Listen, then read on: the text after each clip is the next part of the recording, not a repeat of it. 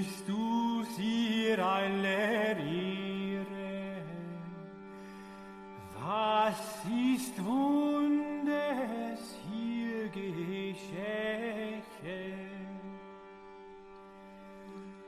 Dass ein Magd ein Kind gebar, ihre über alle Engel schar. Was das nicht ein Wunder gab.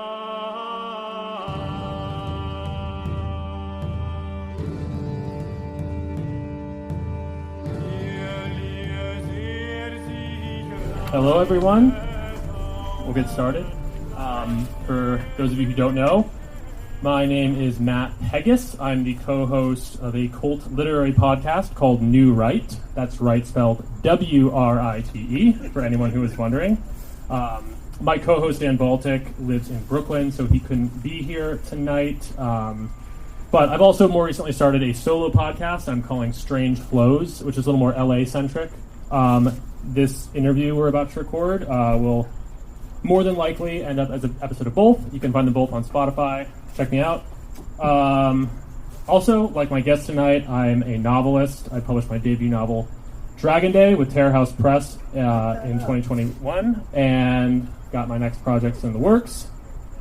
But I'm really here to introduce Alex KAZEMI. I first came across Alex's work in 2021, same year I published my novel, the same year that Dan and I started New Right. And coming across Alex's name for the first time happened for me in a very charmed manner that I promised I wouldn't talk too explicitly about. But when I found Alex's name, I immediately realized he was someone I should be paying attention to, and maybe even that he was a kindred spirit.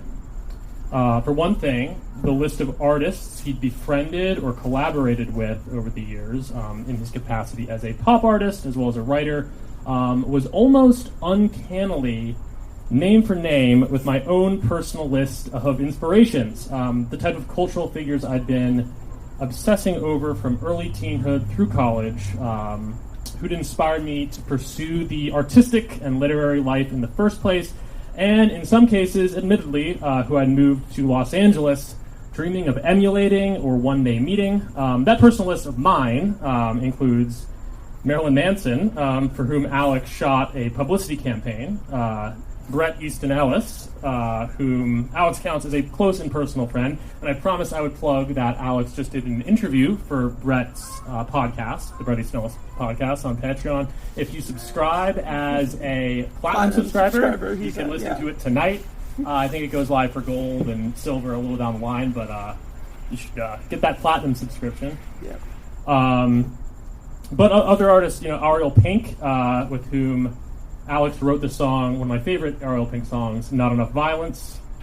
Alex actually helped pen that song. And also Camille Paglia, with whom Alex has collaborated with on many pieces and also counts as a friend. So I, see all these names. These are my heroes. A lower part of me probably could be jealous. But mostly I'm just glad to see, other millennial cuspers. Both Alex and I were born in 1994. Oh, yeah. Out there doing it, behind the scenes of culture, doing things his way. Yeah, that's doing things my way. Alex is notably not on any social media, but he has found a way to be a hell of an influencer behind the scenes. And I'll turn it over to Alex in a moment, but beyond the names that really speak to me, it's worth noting Alex has also worked with Madonna, Taylor Swift, Rose McGowan, Lana Del Rey, just an incredible resume of names. So my feeling very much upon discovering you was like, I got to be paying attention to this guy. Alex, we're mostly going to be talking about his debut novel, New Millennium Boys, which technically comes out tomorrow, but we have some copies tonight, which you will be signing, correct, after? Yeah. So you should definitely pick one up. But the first book I ever read of Alex's is another book called Pop Magic, A Simple Guide to Bending Your Reality, which I also want to talk about. I think there's a lot of interesting talking points between New Millennium Boys and Pop Magic that I want to get into. New Millennium Boys has been generating a lot of buzz. It was just got a great write-up from James Nolek on Dennis Cooper's blog, which is an enviable feat for anyone in the quote-unquote indie lit world. But I should hand it over to you. Alex, how's it going? Good, thank you for making me sound so insufferable. Jesus. How have you been? I'm good. I'm good. How you we'll get this passing back and forth thing done. You're coming from Vancouver. Yeah. You've been to LA many times, but this is your first time since 2019. How are you liking it this time around? I don't know how people live in this city. Oh, It's so insane with the traffic and everything. It's like I spent most of my time in Ubers like for hours in traffic. It's a beautiful city though. It's made all my dreams come true. Yeah. Absolutely. I think that's how we all feel about LA on some level. Yeah. But to jump into the novel, my first question is, why Y2K? New Millennium Boys, for anyone who doesn't know, is set during the Y2K era, follows a wayward high school student on a dark path. Yeah. You said something on Sean Stone's podcast about how there's something about the era, not that we were born and not that necessarily became of age, but that sort of our soul came into being in. And for both of us, again, both born in 1994, that is 2000. So I'm not saying I don't get it. Yeah. And there's a lot of Y2K nostalgia. Maybe on some level you're pushing back on that, but why Y2K as opposed to like you could have written like a 2010s novel that was more directly autobiographical or something. But what led you to Y2K? Well, mostly because when I started the book, I was really annoyed with everyone's obsession with Y2K on Tumblr, and I was just trying to figure out what is the appeal to this period, right? And a lot of people who were teenagers, like in 2013, 2012, had this like idea, I would be happier in 1999. I would be happier if my life felt like a 90s teen movie. So I wanted to like investigate this and unmask a darker truth about that era. Yeah, I mean, I think I heard you mention when you started the book. Yeah. I mean, the history of this book, which some of you may know, Yeah. 2014, 2015 about, it was a viral manuscript. I uploaded it to Tumblr. I put a fighter fish on my tongue.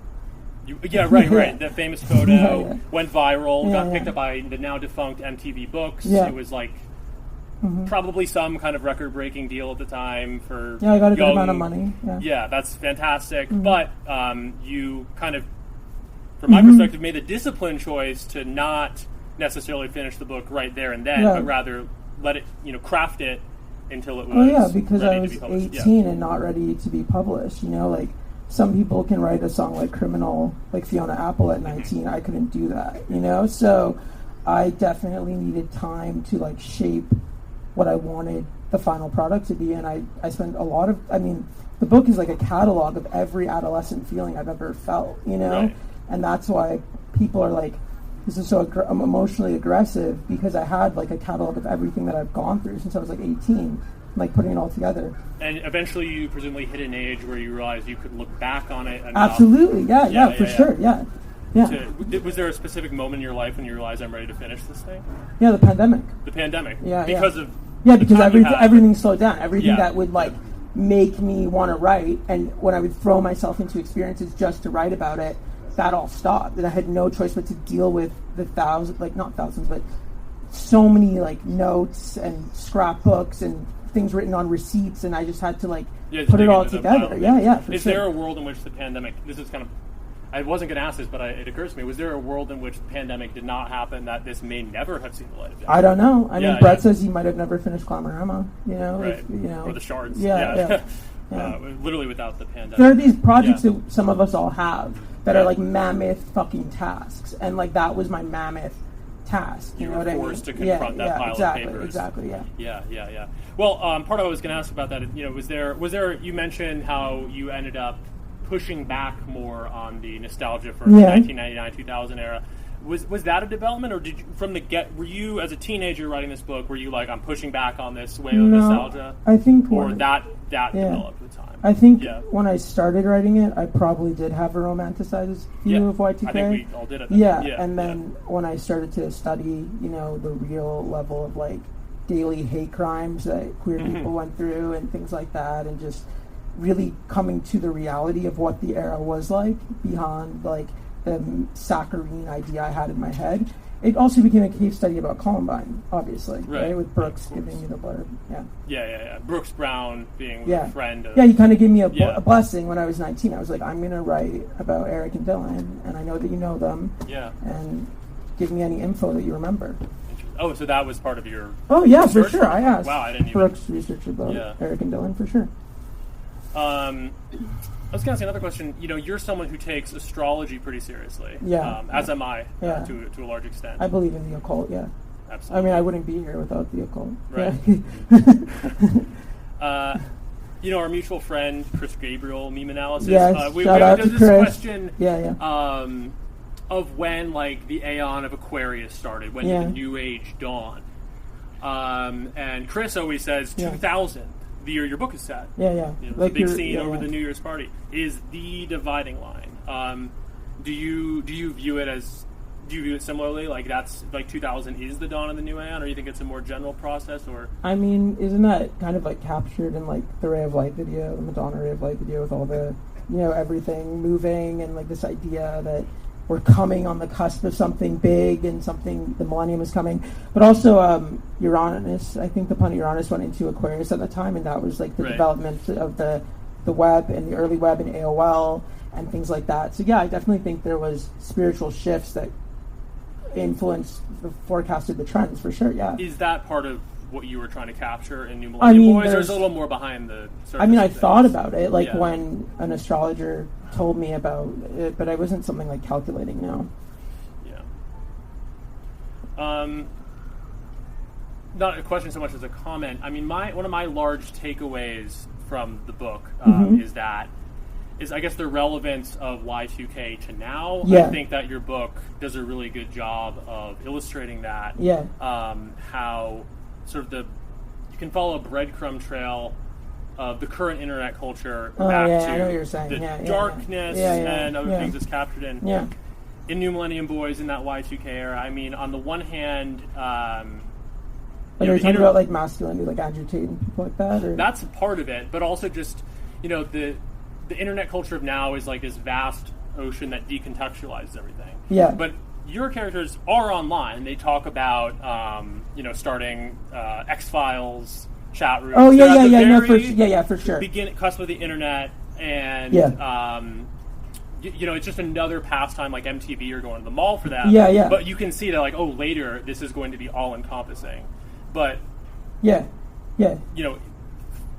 like they go on like gore websites and things like that. Is that what you're trying to say? Like Rotten.com and these things. All the seeds of our sort of current culture are there. Along with the apogee of like mall culture and MTV culture. So it's it's this transitional moment where you can see the culture of the 80s and 90s sort of in its apogee, but at the same time, current internet culture starting. And in that way, I think it's an important... let me know if this vibes, if you agree with this. Looking back, the social imports, that we say, of looking back on that era and these different forces coming together is that we can have a greater understanding of the way that the internet culture has evolved, and as you sort of alluded to, like especially it's like a seed of what it ended up developing. The seeds are there. Right now, it's like the hyper real, accelerated version of what already existed in that era, like message boards, things like that. There were trolls online. Courtney Love always talks about that. There's trolls online. There's always trolls online. And there's a certain... What's interesting to me is there's a certain... one of the reasons that this book is a little bit controversial is that there's all this darkness kind of surrounding the characters. The Y2K, 1999, as you are very aware of, and as you write about, was the era of Columbine. Woodstock. Columbine's the worst thing, but also, Woodstock 99, and then even... just culturally, Marilyn Manson's at his zenith, Eminem, of course, the characters basically worship these figures. There's both like this sort of corporatized teen brainwash culture that's being sold beautifully to them. Portrayed in Josie and the Pussycats, 2001's Josie and the Pussycats. Correct. Yeah, huge influence. There's go on. I agree with you. Like this was the height of teen brainwash because corporations had the arena of like MTV culture and magazines. Like, it was a smaller way of how to than today, to like infiltrate the culture. And then obviously there were the anti-cultures like Tool and Manson and things like that. But as I've done my research, that was also in a way boomer corporations monetizing off of teenagers' self-hate. Did you say boomer corporations? Yeah. No, fair enough. Yeah, Yeah. No, what's Like, it's interesting, not like, yeah. and I really only thought about this through your book. What's interesting is nowadays there's not that level of that kind of like dark masculine figure being sold to young Yeah, people. yeah, yeah. Because say what you want So about they Andrew go, Tate, like- I don't think he's sold by No. Viacom. Yeah, yeah.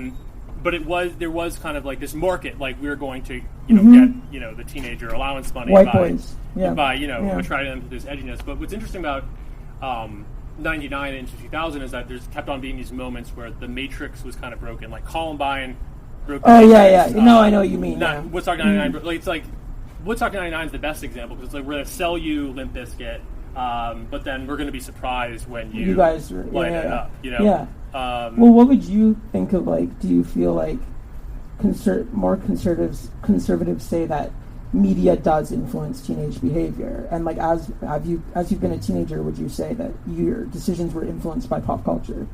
Definitely. I mean, I was like a hot topic, Yeah, in my yeah, day. yeah, for sure. I feel you were also. Yeah, of course. Yeah. So it continues. It definitely continued through the 2010s, and I think it probably continues into now. Yeah. But I think the marketing is a little bit. Because I think the boys yeah. in my book are vulnerable to this type of, Definitely. And there's, one of the really notable parts of the book for me is when Brad laments.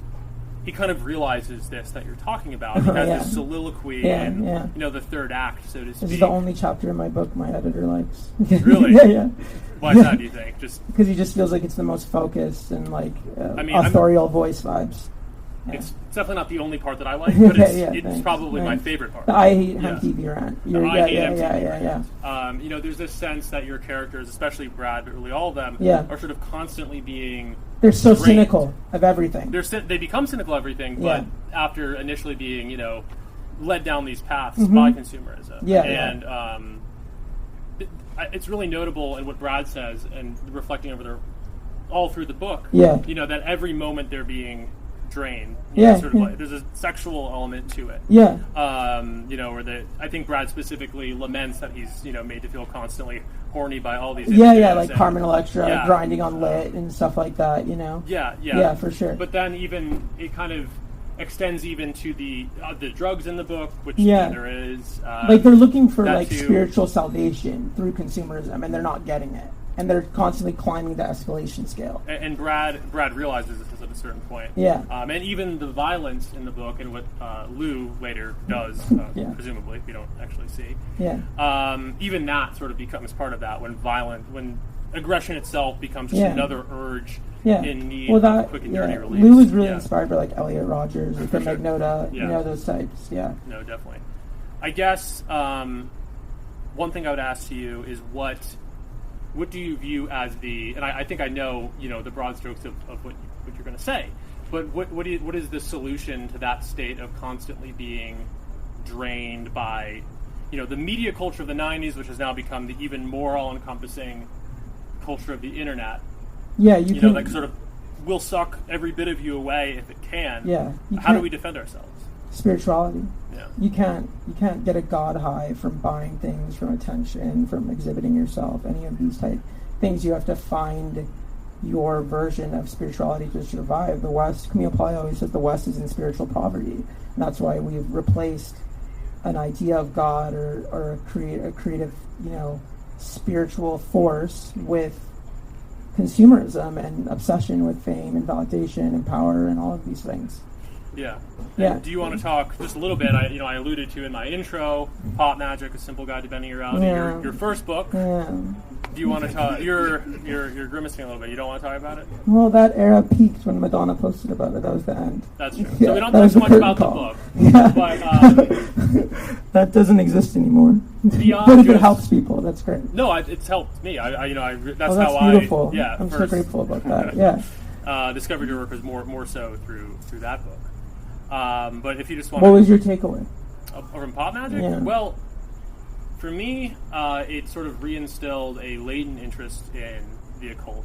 Oh, cool. Yeah, Yeah. that I'd had when I was younger, and then Yeah, got yeah. kind of scared away from. Yeah, and yeah. then reading your book, it's like, no, these are actually really practical tools Yeah. for, as you say, Yeah. bending your reality. I Well, won't make you unpack that's it all, but- actually a good segue about Yeah. the Satanism and dark aesthetics of magic okay, in the yes. book.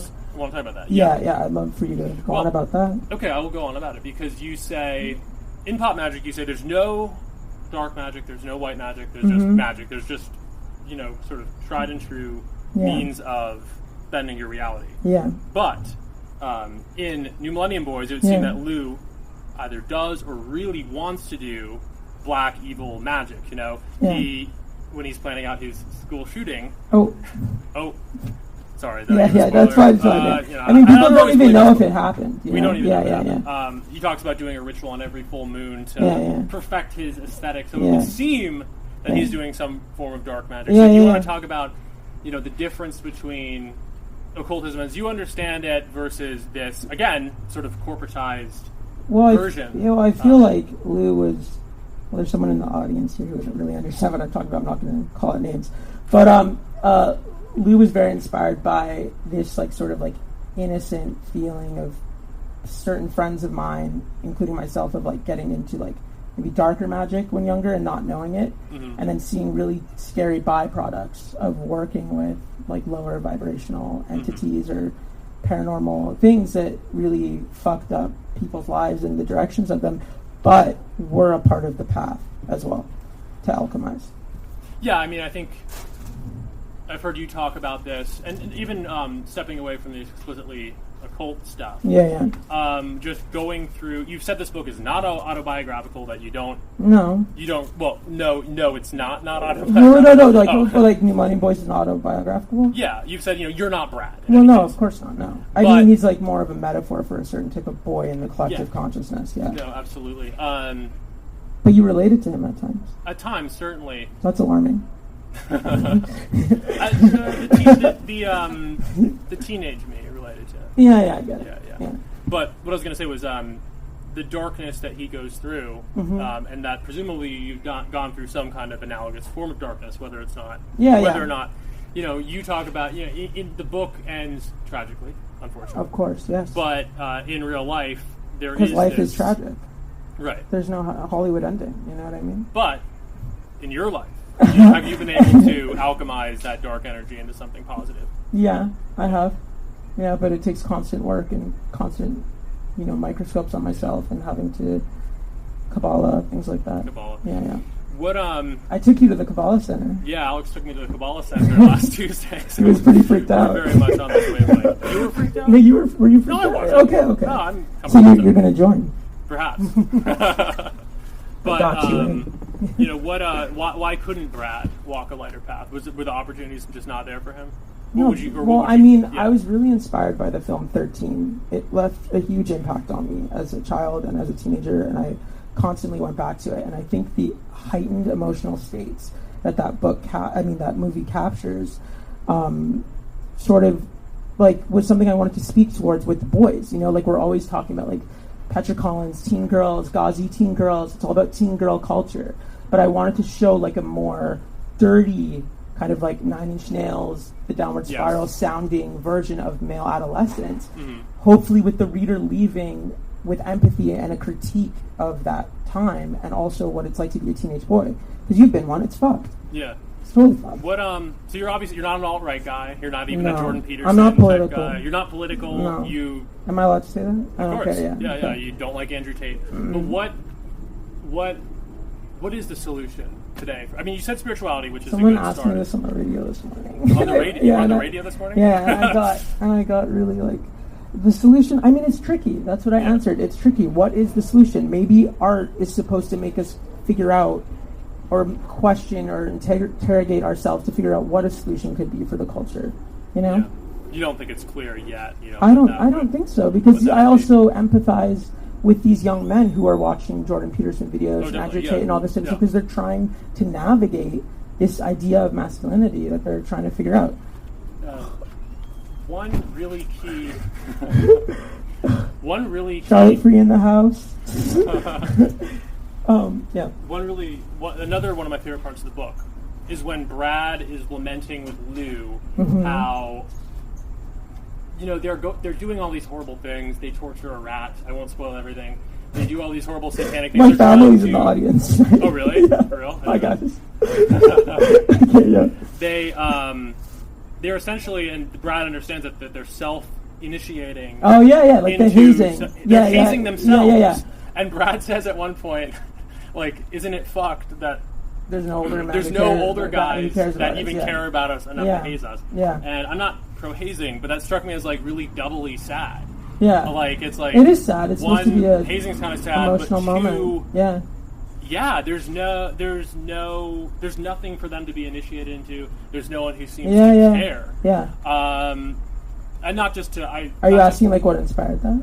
Sure. Yeah. Yeah, what did inspire that? Yeah. Well, I was just studying a lot of fraternity culture, and I just wanted to sort of understand why these, like, 18-year-old boys, like, want to be chained up and eat dog food by, like, 21-year-olds and, you know, need male approval so badly. And I mean, everyone who's a teenage boy, you know, like, when you're in, like, high school and the older guys have, like, girlfriends and they're in college and they're like ethereal, you know? And I was trying to kind of capture and speak to that. No, absolutely. Again, not pro-hazing. Yeah, no. But is there, you know, you talk about spirituality as a you know, a way of walking a better path. Yeah. You know, is there also, do you think, an absence of not hazing, but generally initiatory? Oh, like, are you saying, like, boys who are, like, social fabric? Like, there's nothing for young boys. Well, doesn't Camille Paglia always talk about this idea that men need to be initiated and these things like that? Right? Well, it's also a histrionic theory as well. What's that? It's like a histrionic theory as well. We can't take it. By histrionic? Like, it's like a theory. Like, she's speaking in theory. It's not like a fact. You know. I tend to agree with her, though. I do too. But I'm just saying, like, it's just a theory. Yeah. No. My suggestion would be that in the absence of anything resembling that in a positive sense, like you're saying, like, men need to be in like groups and stuff like that. I mean, it's not surprising that people. Well, I kind of get it. Like the incels, like they finally have found, like they found a community amongst their isolation. Mm-hmm. So that's like their like initiation in a way. Yeah, no, it's. So are you saying like Brad like initiates himself with Lou and Shane? I think so. Right? Yeah. And because he's bored. I mean, again, I'm not always trying to put you in the mode of like giving solutions here. We'll move on from that in a moment. But I am curious, like, I'm not David Miscavige. What's that? I'm not David Miscavige. Who is David Miscavige? Scientology head. Oh yeah, you're not that. But like, couldn't there be something more positive, even if it's just online, like for like can the internet ever be a positive place? Yeah. Maybe that's no, because human beings are fucked, and their subconscious minds are just throwing up all the time over social media. Jealousy, fear, lack, hate. That's what social media is driven by. Mm-hmm. You know? Yeah. Am I too much of an optimist for grasping at these thoughts? I think you can create your own optimistic internet. Just watch like high vibrational YouTube videos, compilations or something. Right. I don't know. You know, but I get what you mean. Yeah. But I don't think the internet could ever like turn into an optimistic right. And you arena. Are, as we talked about, you abstain from social media. You're very much a web pessimist. Yeah. But you know, maybe there's spaces offline people can connect. Maybe I won't keep. Maybe you'll manifest it. Yeah, maybe you'll manifest a perfect world with people being nice on the internet. I don't see it happening. You don't see it happening. Yeah. No. Well, that took the wind out of my sails. I'm just kidding. But another topic that I wanted. Optimism. Yeah. Another strong theme in the book is the fear of missing out. FOMO. Yeah. Brad has this strong fear of missing out, sort of throughout. Especially in the beginning, there's that scene where he's absolutely devastated when Lou and Shane don't invite him to the rave, and I feel like because they don't invite him to that, it sounds silly, but like these things. Oh, I did crazy shit like that. Like I called the cops on a house party I never got invited to. There you go. So again, not reaching too far here, but I don't think you're Brad, but I could tell in moments where it's like Alex has felt this. Oh yeah, of course I've felt that. Yeah. Yeah. I think Kelby Losack said that to me, that like his favorite part of the book is when Shane is like freaking out about Brad not inviting him over to hang out. Yeah, no, it's highly, highly relatable. Yeah, and then that was such a painful teenage feeling. not getting invited Yeah. to things. Oh my god! I mean, that was, I was on a warpath. and not to turn this Yeah. into a therapy Yeah, session, but yeah. you know, that's pretty much like the central trauma for me of like Yeah. my high school experience was that. Like, I didn't have bad stuff happen to me. It's more Well, that you know who I wrote wasn't about able you know to- who wrote about that feeling a lot in his journal? Eric Harris, the Columbine killer. Really? Yeah. I've never read the journal. Yeah, yeah, but- yeah. Well, that is it was really fun, you know, having to work on a very depressing book for this long. So, you know. Yeah, no, absolutely.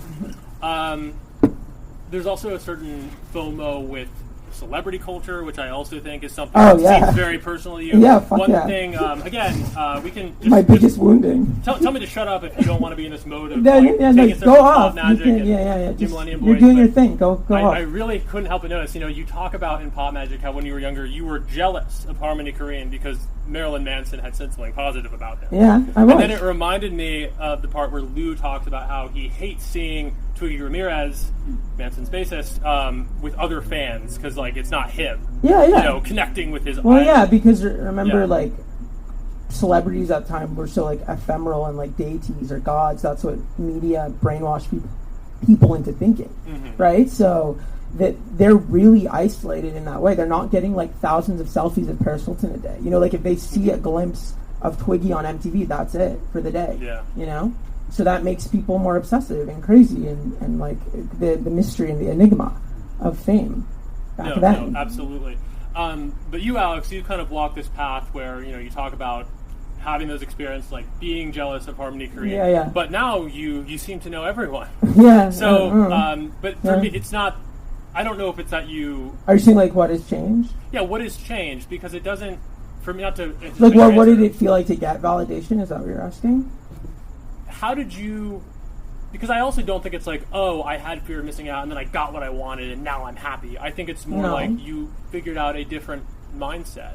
Yeah. You It's the grass defeated is your greener. fear of for- missing Yeah, out. yeah, I did. You're right. And maybe I- you still have FOMO. No, I get don't what you're know. saying. Yeah. Like, the things I talk about in Pop Magic, I'm not that person anymore, so I've accomplished what I was, you know, afraid I wouldn't at that point. Yeah. Yeah. Yeah. But you know, you're also you abstain from social media. Yeah. You live in Canada. You know, I Yeah, love I do. Canada. I'm not knocking Canada. Yeah. But I'm you know, from you're the not woods in Vancouver. you're yeah. not in the thick of it. You don't live in like New York or LA, where as Yeah, your no, but that was characters a very calculated decision very that I calculated made decision in my life. to step back. You don't have this obsessive need to always be there. Are you sure about that? I'm not sure about that, but it would seem that you kind of. Sit I think. from- Yeah. I mean, I think the obsessive need to be seen, my work to be seen, is definitely inside of me. it's for inside sure. of you, but it seems I do it like in a you- different way. Yeah. in a way that, again, correct me if I'm wrong, but it seems like there's less. Because to back up a step, the fear of missing out that your characters experience seems to drive their absolute worst behaviors. That insecurity. Again, I think. Are you trying to say have I done like fucked up shit? No, to get no, the I'm things sure I you want? have. I have no doubt that you have, and that you've corrected that. I've been really annoying and relentless for sure. But I think in the book, what we see is the degree to which insecurity can be destructive. You know, Brad is insecure, so then the second he gets the chance to do bad things at the This is a bit New of a Year's mind. party, This is a bit of a mind fuck for me, but yeah, Really? continue. Okay. Yeah, just I no, guess that's keep good. going on it. Yeah, keep going on it. the second he gets the chance to engage in, you know, drugs, sex, whatever, he goes as far as he can. It's almost like because he was starved of it for so long, he didn't know how to modulate it. Are you saying am I like that? No, I'm asking more because I think that I assume that, you know, you have that within you, but That that insecurity? it doesn't. Yeah, but that now I do. you've come to a greater understanding of it. You Yeah, no, describe like that as I've path, like, obviously more. how did you turn? It's with the whole you know, the Kabbalah alchemizing dark Okay, light okay, thing. yeah. You know, how did you take your fear of missing out, your insecurity, and turn it into the career that you now have? That's a very From, fascinating. you know, because it starts question. negative, and maybe I'm not saying you don't have anxiety or anything. I'm not saying you're living a Yeah, perfect life, yeah. but you're in your ray of light area. Aren't you? Yeah, I am. Yeah, I mean, I try every day. Everyone should be trying Yeah. every day to be in their ray of light area. But yeah, I think I would agree with you that I've been ruled by insecurity and fear and lack, and that really created like a huge relentless kind of behavior towards like wanting to achieve the things that I've wanted. But I was in a place of pain in that time, you know, and because that wound can never be satiated. Anyone can be climbing that feeling and living off of that feeling of never being enough, and you'll just always feel that way no matter what you achieve or accomplish. So yes, of course, a level of maturity that should come in your late 20s sort of, loomed over me, and I try to work on silencing that part of myself every day, because I make really bad decisions when I'm insecure. Yeah. Yeah. And I mean, it seems in many ways that, the story of Brad is the story of someone making bad decisions Off of his because they're insecurities. It's insecure. kind of interesting. I never ever thought about that, ever. Yeah, no, definitely that. And related to that, another sort of compliment for the book. I think you capture really well with Brad. Very much related to this. Peer pressure, insecurity, being guided in a million different directions, not knowing what you want, not knowing what your will is, it being tugged around by the and willingly letting yourself be tugged around by the forces. We talked about being sort of drained by media culture, but then it's also the influence of Lou and Shane on that. So he's just tugged on in a all these path of directions. nihilism, is He's what on you're a path saying. of nihilism. But Yeah. what you capture really well, I wasn't on quite as nihilistic a path as a teenager, but one thing I really think you captured well is that feeling of being a teenager where you feel like you're a different person in front of your friends, a different person in front of the girl you like, a different person in front of your family, a different person, family member, this and that. I remember being really freaked out by that as a teenager. It felt like Patrick Bateman or something, where it's like, there's no real me. Brad never quite reflects in that way, but I think he does in one scene. Perhaps. It's less of a question, more of a compliment, or maybe something you can speak like to. the loss of self that The comes loss of when self you're a and teenager. that scary feeling. Well, of, because you never who's have a mine? chance to really develop your sense of self, because you're always in these different roles and performing, and you're trying out different things. And I think that that identity loss was something that I tried to capture about being a teenage boy, but particularly with Brad. I'm sort of just pointing out how ridiculous it is, the things he's doing. Yeah, I mean, I think ideally later in life, one is able to synthesize those different I elements. love your optimism. Yeah, I guess this is a very Sagittarian, He's a Sag. optimistic track. Yeah. You did want to drop that I was a Sag. So Yeah, I did. yeah. I want everyone to know. Yeah. But what was I saying? Just that ideally later you can synthesize all of that and kind of have that sense of self. But what Brad is someone who has all those fragments and they're not synthesized yet, and it's a lonely place. And I hadn't been brought back there by a book, Oh no, I know what you mean. Yeah, like how the whole book is about the juxtaposition of the good boy and the bad boy, and the managing how people perceive you. Is that what you're trying to say? Yeah, definitely. Yeah, managing that. And just, I think some of it is there's so many teenage issues that you can even see with someone like Brad, who gets into some legitimately dark stuff. But nevertheless, it's very much if only this kid knew, that's I've heard if that. only he knew that some of this stuff wasn't that serious. I've heard people say that, that they very, they want to try to shake him or stop him as they're watching him engage in the fucked up shit. Yeah, because so much of being a teenager is taking things way too seriously and not realizing things will change. Yeah, you know what I mean. Do you think Euphoria portrays that well? I've never watched it in its entirety. I really like Euphoria for a lot of reasons. I think it's just sort of a decadent and fun TV show. But what did you think of The Idol? Oh, I love The Idol. Oh, you did? For similar reasons, yeah. Oh. I think that these... what, did you see The Idol? Yeah. You did not like The Idol. I have a lot of strong opinions about The Idol. Yeah. Well, I just don't feel like it could fulfill its promise. That's undoubtedly true. Yeah. I mean, it's far from... That last episode, you really think that her character would have done all of that for album inspo? Fuck no. Maybe not. No one would fuck Tedros for album inspo. I will not defend every plot point. Yeah.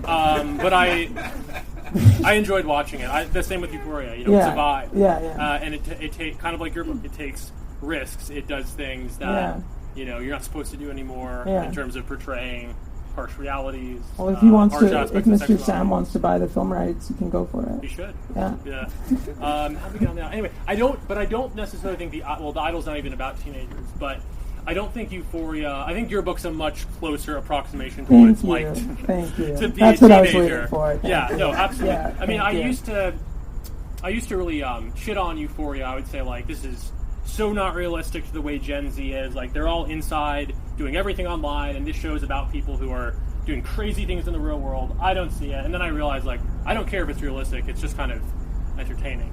So that's the only storyline that I would be interested in that show is Maze, because it's around a young... Is that Jacob Elordi? Yeah, young man. No, I mean, I'm more interested in some storylines than others. Okay. But again, to bring it back, I mean, I don't view that even though I like the show, I don't view it as like. Have you listened to real the exploration. Rodrigo album yet? I have not. What's it called again? Guts? No, do you want to talk about Guts? No, it's just exhausting. Yeah, I mean, all these aspects of modern teen culture could be on topic. But Yeah.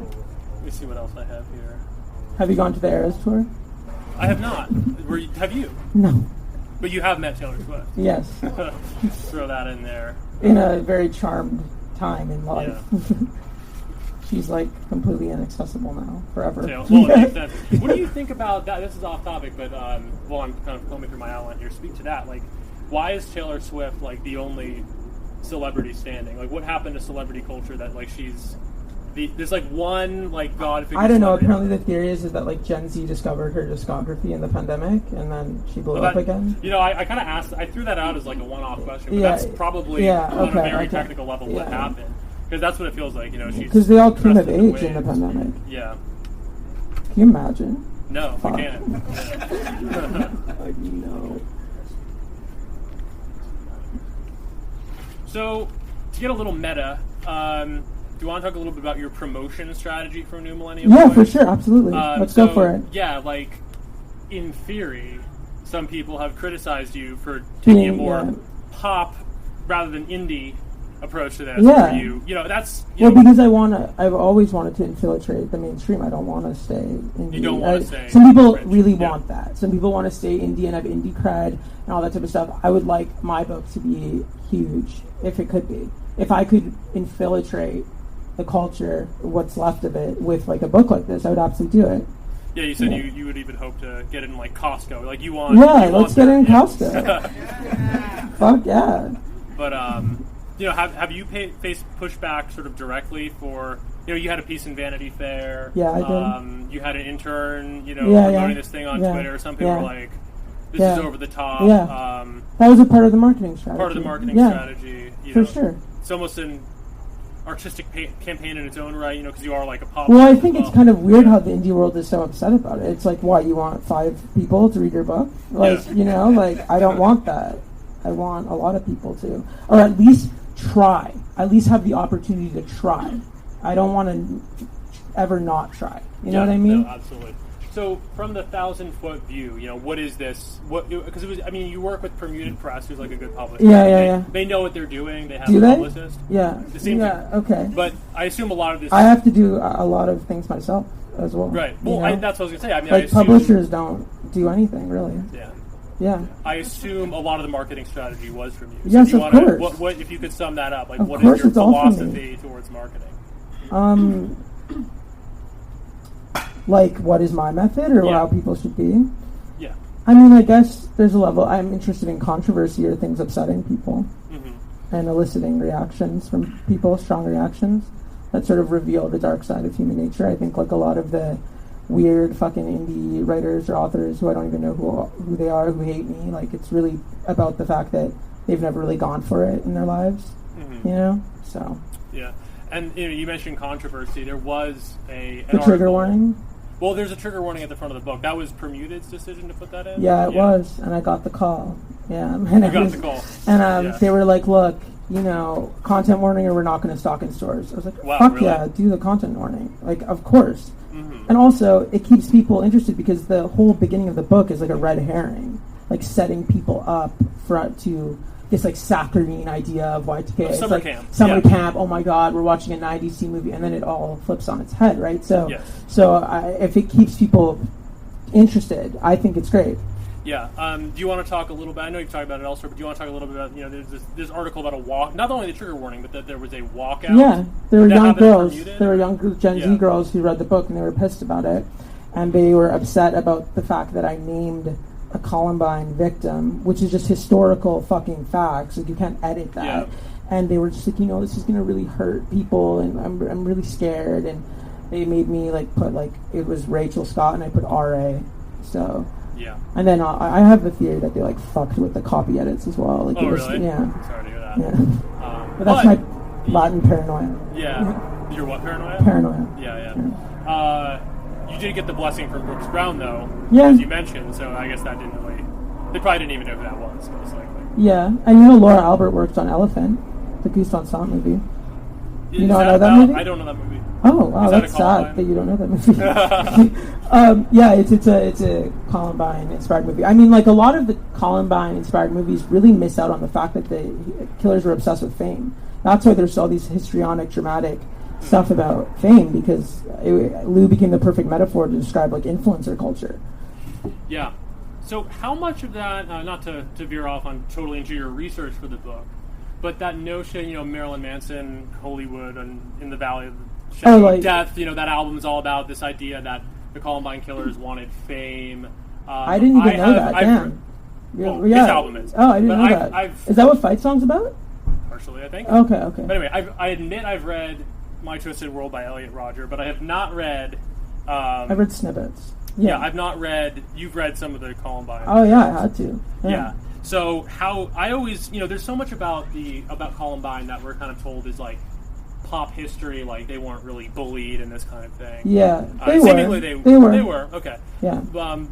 I'm interested in that, but more specific. But I didn't know to what extent that the idea that they did it to be famous. Well, do you know about was like a pop narrative. do you know about like the Columbiner Tumblr community that was like really big? Yeah. I mean, so that like I was 17 and 18 when that was like a thing.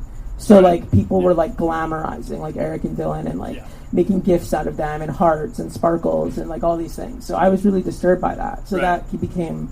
I had to include that in the book. Definitely. Yeah, you see that, and they call them Rebin vodka, which is kind of like a... Yeah, because they all know their nicknames. That was the... And presumably that started...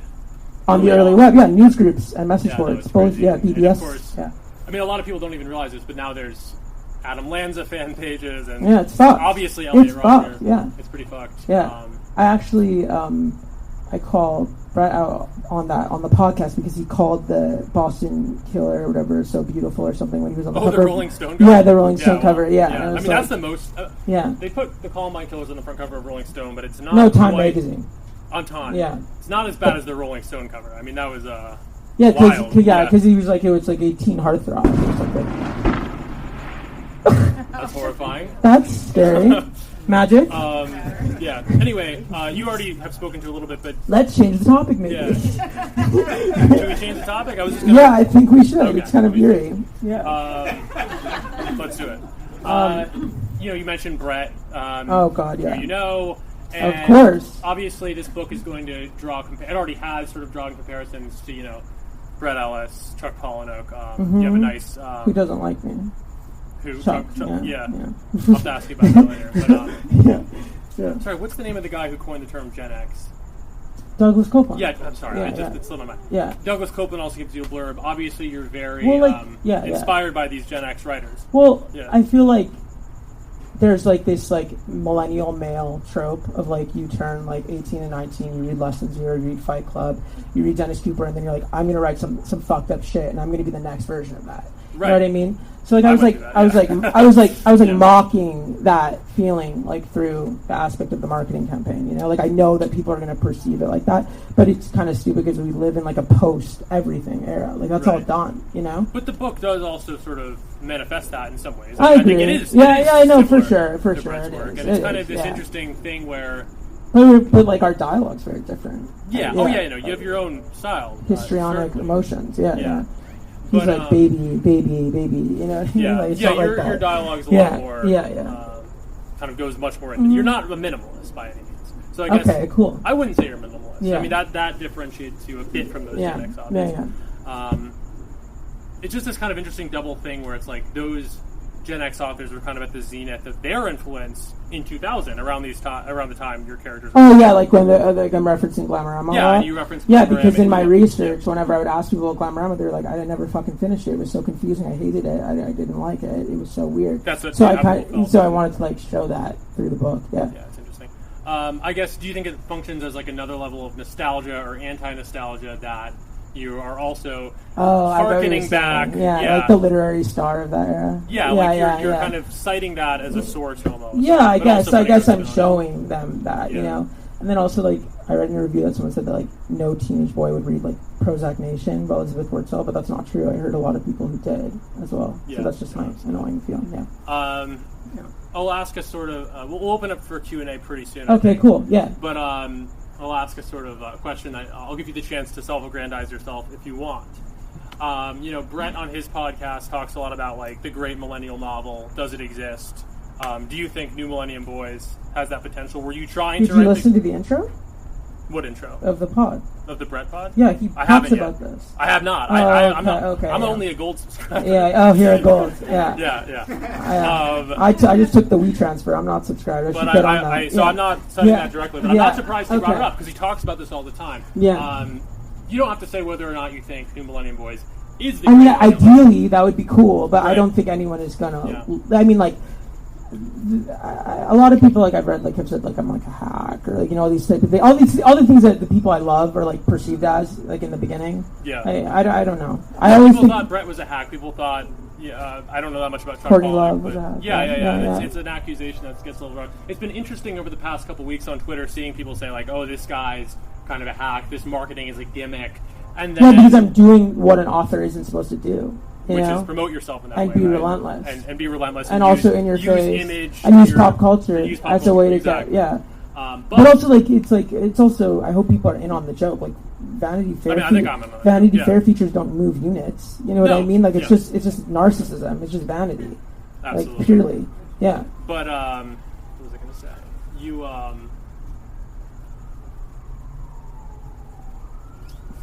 I had a point I was going to make and it slipped my mind. You with hold on, wait.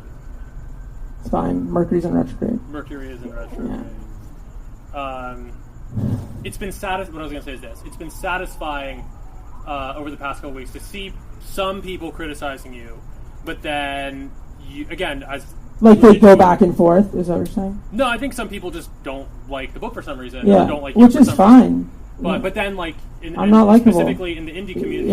Yeah. Specifically in the indie community going out there, but then you get Yeah. a write up on Dennis Cooper's blog. You know, like there's all these There's for contradictions. every moment it's like, oh, like this is like a JT Leroy. Not that JT. I mean those. I've been. I mean, I like that idea, yeah. Yeah. No, that idea is cool, but then also it like is given legitimacy by being on Brett's Oh, podcast, yeah. being written up by Dennis Cooper. Oh, I get what you're People saying. that I get are what in you're on saying. the joke, Mhm. and the people that have actually read the book. So it's not so much tend to performance like it. art because reality is in the mix. I get it. Yeah, no, absolutely. And the people who are praising it are good, are worthwhile people. You know, this isn't just like some weird. I don't have to bring this up. It's not like some weird rich men north of Richmond thing where it's like overnight, all of a sudden it's like this is the thing what's you must. that? I don't even want to get into. I'm really stupid. I don't get it. Don't worry about it. Okay. But it's one of these recent happenings culturally where it's like, well, where did this come from? Like it kind of seemed to have some like not totally organic. Oh yeah, no, for behind sure. it. I love that. That's how everyone should be. You should just Right. come out of nowhere. Nothing wrong with that. Yeah, but, yeah. You know,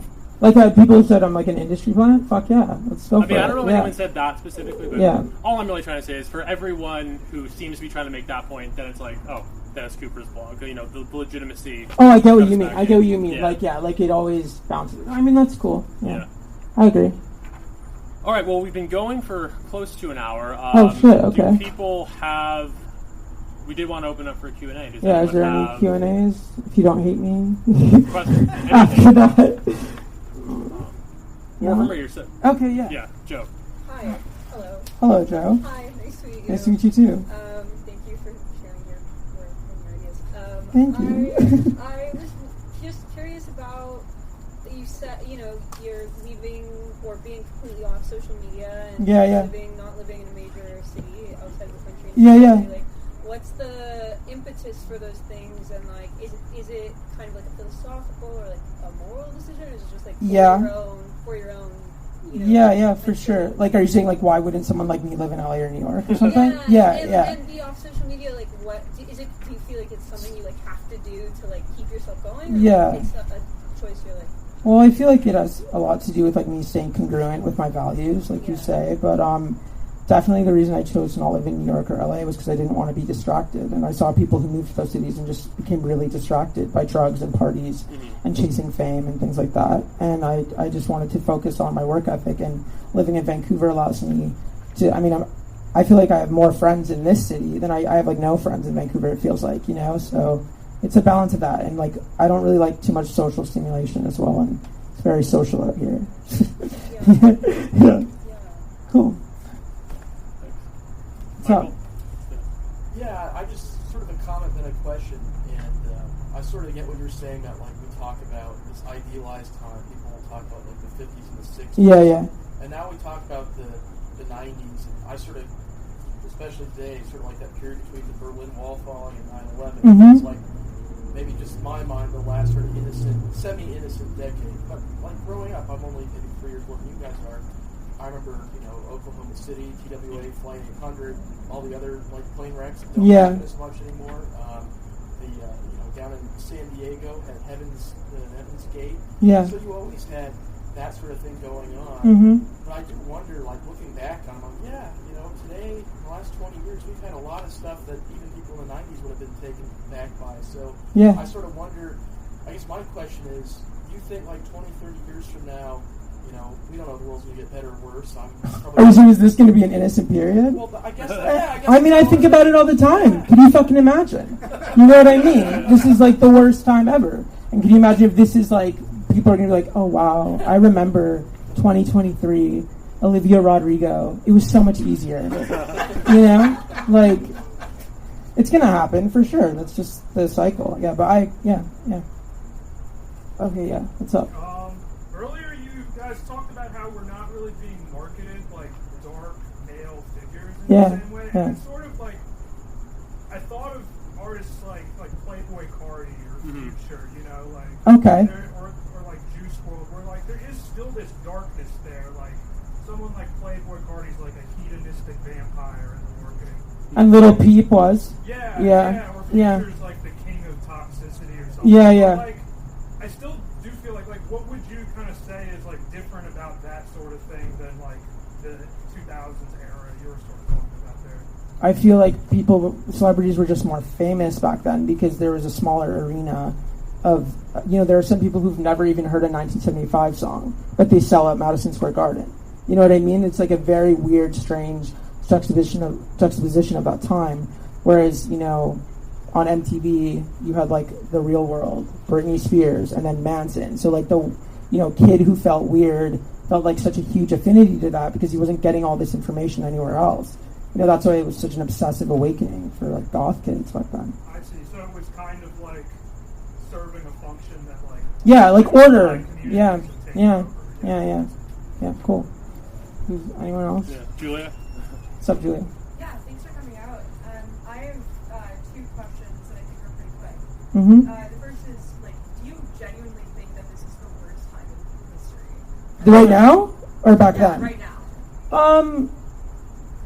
I don't know, because a lot of people are more socially conscious and smart about certain things, and, I always think about that, like, would we have been able to make as much progress, amongst, like, race, politics, and the queer community and things like that if social media didn't exist? I don't know, but I feel like the social media oversaturated climate and the normalization of it and the behavior of like being compulsive with your phone is something that like people can choose to opt out of, but because culture normalizes it, they just stay with it. But yeah, like those are my like bitter takes about this era. But I don't know, is it the worst? Maybe not. I mean, maybe the worst is only coming. Yeah, it's also both of us have only been alive for like, yeah, I don't know. I don't know. 29 years I am. Yeah, I'm 21. Oh, cool. Oh, whoa, cool. You're Gen Z. Yeah. Wow. A real one in the flesh. Yeah, I have horns too. Well, do you have that kind of Y2K nostalgia? Like, do you think about it? Like, Paris Hilton? I just wasn't alive for Y2K. Yeah. No, but like the way that you see it on the internet, like when you like, do you think it seems like a better time to be alive?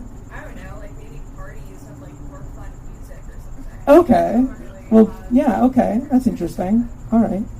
But I think that now, like, I don't know. I think that just the sort of American attitude towards progress is like completely reversed within the last like 10 years, and I think this book is probably a symptom of that, where we've sort of, as a society, reached this conclusion that we're in a sort of decadent culture, that we're past our peak as a society, and I just don't know if that's true. Yeah, no, I agree with you. It might not be true. Yeah. Go off. Yeah. And the second question I have is about sort of your understanding of like role models for young men. Like Yeah. I've never been a teenage boy. Yeah. I don't really understand what that sort of looks like, and I'm curious. I think there's a lot of like pundits now saying it's like there's a crisis of masculinity. Yeah, right? To get their bag and make their money. Yeah. Equally as true when you were growing up. Pardon? Can you say that Do you again? think that was equally as true when you were growing up, that there was a crisis of masculinity? I mean, there was more of a crisis of trying to manage or understand masculinity, as there always has been. But I don't know if there's a crisis of masculinity when, like, Dane Cook was doing HBO specials and things like that, and the whole culture was white dudes. You know what I mean? So, like, I don't know. I didn't really think of that. I mean, I obviously saw my friends struggle with certain things and trying to understand masculinity, but I feel like that is a common theme amongst all teenage boys forever. Yeah. Cool. What's up, Haley? Hi. How did you know my name? A little bit more of an uplift, not like more of a positive kind of question. What artists and music did you listen to when you were writing this book? 'Cause it's obviously in a very specific time. What are some? And also, I'd like to know what you thought of Guts. And also, yeah, what artists, what songs? Did you make a playlist? Yes, I did. I had a playlist called Secret Project on my Spotify. Yeah. Is it a public What playlist? was on No, it? it's not a public. Like all of the bangers: Saves Tonight, Eagle Eye Cherry, Torn, Natalie Imbruglia. I listened to like Coil. I listened to Nine Inch Nails. I listened to like a bunch of stuff. I listened to the Gregoraki Nowhere soundtrack. I listened to a lot of different things. But yeah, I also listened to a lot of modern music as well. Like when like adolescent themes would be captured in modern music, like a Conan Gray song or something, I would add that in to try to just like stay in the emotional heightened states of the characters. But yeah. What about Guts, Guts? I haven't listened to it in full. It's so good. It's so good. I believe in Olivia. Go for it. Take everything. She deserves it. Yeah. What's up? Hi. What do you think of people that idolize school shooters, like people with Elliot Rodgers? Yeah, it's so gross. People with like Elliot Rodgers profile pictures that might not necessarily even want fame or to be exactly like them, but just admire their manifestos and thoughts. Their aesthetics. And do you think that there is, their aesthetics? Yeah. Do you think that there is like a possibility for redemption for those people, and if so, like what is I think it? they're in pain and they're suffering and they're looking to be provocative. And I think that on Twitter, making your profile pic an Elliot Rodgers YouTube screenshot or something feels like a form of attack to the culture or something like that for a young boy who's upset about third wave feminism or something. You know what I mean? Like, people are just on the internet too fucking much. You know? It's just, that's like, it's, yeah. Oh. What's up, Gio? Hi. Yeah, no, speaking of like social media, like you did have like a moment where you were on social media. Yeah, I did. Thank you, cousin. Yeah, call me out. Let's go. Nexopia, Kid Paparazzi. Yeah. And for a short while you were on Instagram, but like back then these platforms were like a lot darker. Like I remember, like I wasn't big either, but like, even you had like the short while you were on Instagram, you had like roadkill. Like, Oh my god. No, I agree with you. Yeah. Like you have ChatGPT, which is like aggregate of human knowledge. Yeah. And it's filtered. You know? Yeah, I like ChatGPT. We have great combos. Yeah. So do you think that's Yeah. gonna like change like with AI? Like they're gonna like filter out all this like. I don't know. Doesn't Trudeau not like he's not letting us like look at the news or something on Instagram? It's like a deal. They want to get paid. They want these big news outlets to pay Canadian journalists. Yeah. But they won't show us news on Canadian Instagram now. It's like there's like a fucking disclaimer. Yeah. I agree with you, Gio. Yeah, like I in my unconscious like teenage emotions, I directed a lot of pain or feeling to like maybe building an Instagram aesthetic when I was 18 or 19 that then became like a mood board for the work I was creating for sure. And yeah, you're right. Like I did grow up in the MySpace emo era, you know, Audrey, you know, all the scene queens and things like that. And of course, I was obsessed with Jeffree Star and all these things, and I wanted that, you know, as most millennials did. And as I grew older, I just kind of saw how fucking vapid and scary it was. Yeah. But you think like, but it was a lot more unmonitored. Oh yeah, you're right. It was unmonitored. As absolutely, yeah. Musk wasn't on Twitter or whatever. Yeah. Anything else? Oh, what's up? Hi, I'm super curious where you're thinking of taking your writing career next. Is there anything you can tell us about what you're working on now? I feel like I recognize you. Yeah. From Goodreads. I am from Goodreads. Oh my god. Thank you so much for your beautiful review. Oh, thank It you. means so much to me that you did that. It made my life. It was so cool. Well, you wrote the book. My writing career, I don't know. It's kind of scary to think about. Like, I hope the next book doesn't take 10 years, but I would like to focus on like living and being a person and a real human being and like integrating with society and things like that and seeing what comes up naturally, hopefully a natural process. I see that there's a lot of young writers or authors who like try to just like stay producing content, like almost like an influencer, like a TikTok person, and they just want to just keep it going once they got the deal and things like that. I don't know if I could do that, but I mean, I like the idea of like being up to the challenge. Like I like self-discipline of like, oh, I have to write 2,000 words a day and like suffering and self-harm like that. But yeah, actually, for sure. What's up? What would Brad, your protagonist, be doing if he was coming of age during the pandemic? Like, what would he have ended up doing online? He probably would have made friends with people on Twitter or, you know, probably been on the internet trying to be obsessed with certain themes that he's obsessed with in the book, and probably be going on like scary websites that trying to go on tour in the deep web and things like that, I guess, you know. I think it's like a better ending than the book in a sense. Oh, you read it, Blair? Yeah, you didn't read it. I read You're a Zoomer. No, I've heard of people who like go to the last few pages and read it. I'm like, why would you do that, you fucker? The Elliot Rogers profile, or would he have found a different out if he was raised? Like, would he make friends with like someone like Lou if he had like was obsessed with Elliot Rogers? I don't know. Maybe, probably. He would. I mean, he's dumb like that. Yeah, for sure. Do you think like if we're talking about if there is like a hypothetical crisis of masculinity now, do you think back then there was a different outcome versus like what's happening now? Well, I mean, like you have to like understand like back then like people would turn on like Howard Stern and he would talk about like, oh, you know, I think the Columbine killers should have raped those girls that they killed so that they could get more sex out of what they did. Why didn't they get sex? You know, so it's like this stuff was just like playing as white noise in the background, and people like weren't, you know, or things like that. So I think like the ultimate thesis, thesis of the book is that like that era sort of is parallel to the hyper themes of masculine crisis today. Does that make sense? Cool. Yeah. Anyone else? Charlotte, I love you so much. Give you the biggest hug. So I just want to know what you would say is social media's greatest detriment to like the younger generation becoming artists. Beautiful question. I think I really want young Zoomers and artists to preserve their creative material before they post about it. I think that, you know, if you have an idea that is a tweet that might be dialogue or imagery or something in a book, you should save it.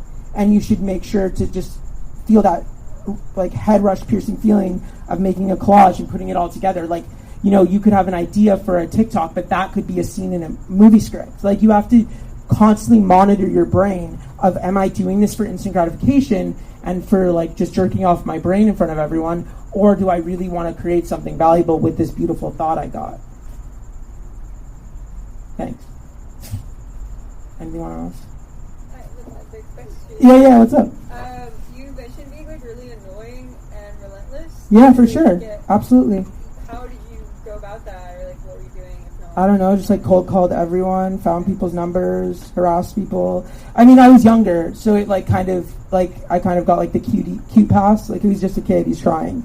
But I don't think I would hope I don't have to rely on that type of behavior. But really, like, you just have to sort of be a bit shameless about what you want. But there's people who don't really like that quality in people, so that can really turn people off.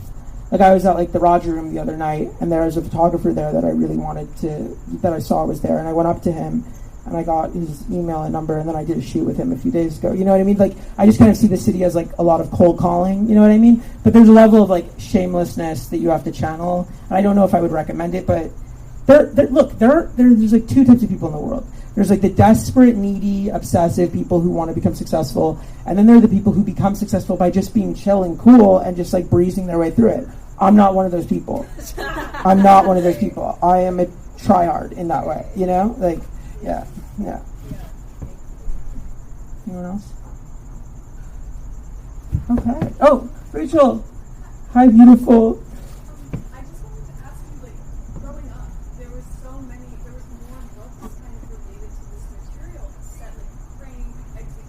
Yeah, yeah. How does this text sort of relate? Like, did you grow up reading those books? Yeah, for sure. I remember Ellen Hopkins books and those type of dark YA material. I mean, Gossip Girl was like subversive for its time. Like, she got a lot of shit. The author Cecily, that she was like making child porn. You know what I mean? Things like that. So definitely, you're right. Like, I think it is like a bit of a tome that's supposed to pay homage to this like teen scandalous era. And I think you're right. Like, that was how I kind of got this cinematic idea of teenagers that really bothered me when I actually became a teenager, and it wasn't like that. You know, I was like, it doesn't feel like Laguna Beach. It doesn't feel like Crank. It doesn't feel like any of these things. It just was just fucking boring. You know, so I just think that, of course, like there's a homage to like that scandalous teen. I mean, that's like that's what the whole publisher's fear was. They thought that teenagers would read the book and want to reenact the behavior, and that the parents would call them and all this stuff. And I'm like, this is a critique. Like, it's so clearly. Anyways, whatever. Anyone else? We good? Okay. Well, thank you so much, guys. Oh, thank you. Yeah. Oh. Thank you. Thank you. I did it. Thank you. Yeah. Thank you, everyone. I don't know Did they tell you where you'll be signing? Oh, am I doing that? Am I doing I don't know if you'll be at like a table. I'm doing that? Okay, Yeah. cool. I've never done that. I guess you can keep it. Yeah. Down at KAZEMI. Yeah. Okay, where do I do? Y'all bring the table. Okay, cool. And all else, Okay.